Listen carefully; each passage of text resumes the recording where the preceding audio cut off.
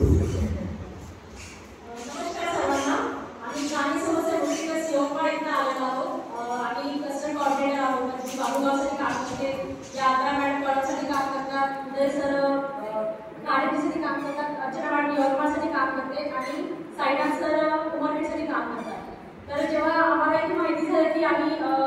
Guide वर्कशॉपसाठी इथे आम्हाला यायचं आहे, तर आमच्या मनात सुद्धा हेच विचार होते की गाईड वर्कशॉप काय आहे, म्हणजे ग्रामीण उपजीविका या वर्कशॉपमध्ये 3 दिवस आपल्याला काय माहिती मिळणार आहे. तर जसं आम्ही आमच्या कस्टमरमध्ये काम करतो, महिलांसोबत काम करतो, व्यवसायासाठी काम करतो, तर आम्हाला याच्याविषयी म्हणजे गावामध्ये जाऊन आम्हाला सुद्धा महिलांना आम्ही कशा प्रकारे सांगू शकतो की व्यवसाय कशामध्ये आपण करू शकतो. कारण भरपूर महिलांच्या डोक्यामध्ये असे विचार असतात की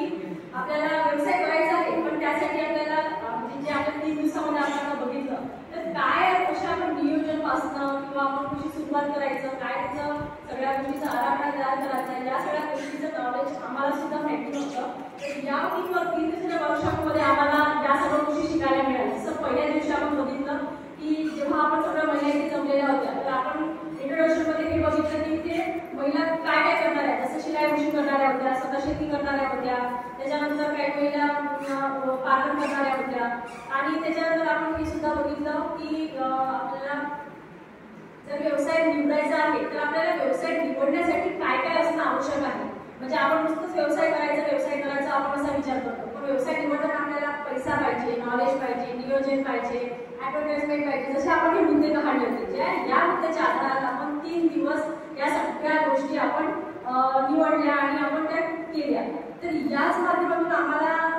एक गोष्ट माहिती झाली की तुम्ही जेव्हा एक व्यवसाय निवडता तर ते आपल्यामध्ये आपल्याला माहिती राहते की आपण करू शकतो, पण आपल्याला या गोष्टीची आयडिया राहते की आपल्याला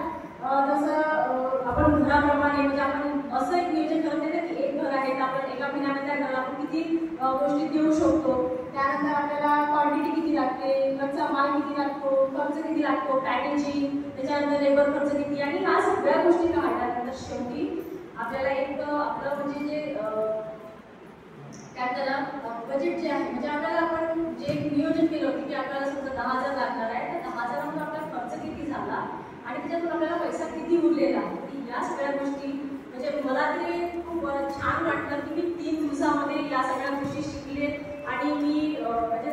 साहजिक आहे मी माझ्या म्हणजे गावामध्ये काम करते तर मी महिलांना तर सांगेलच, पण मग मी माझ्या स्वतःसाठी पण हा विचार करणार आहे की समोर जाऊन मी स्वतः सुद्धा म्हणजे अशा काही गोष्टी की ज्या मी करू शकते तर मला सुद्धा करायला मिळेल आणि माझ्या घरच्या गोष्टी आहेत तर माझ्या घरचे काही करू शकते तर मी त्यांना सुद्धा